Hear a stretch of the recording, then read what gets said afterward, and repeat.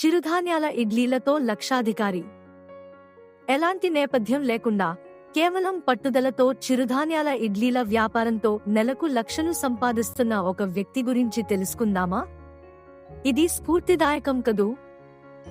విశాఖపట్నంకు చెందిన చిట్టిం సుధీర్ ఒక సాధారణ వ్యక్తి. ఆరోగ్యకరమైన ఆహారం అందించాలనే ఆలోచనతో చిరుధాన్యాల ఇడ్లీల వ్యాపారం ప్రారంభించారు. సుధీర్ మొదట్లో చిన్న స్థాయిలో మొదలుపెట్టి తన నాణ్యమైన ఉత్పత్తులతో ప్రజల ఆదరణ పొందారు. ఇప్పుడు నెలకు రూ.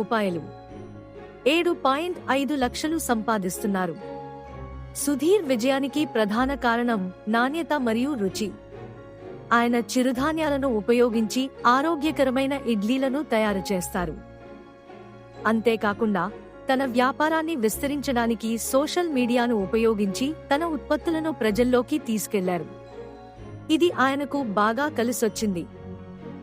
చిట్టిం సుధీర్ లాగా మీరు ఏదైనా చిన్న వ్యాపారం ప్రారంభించి విజయం సాధించవచ్చు.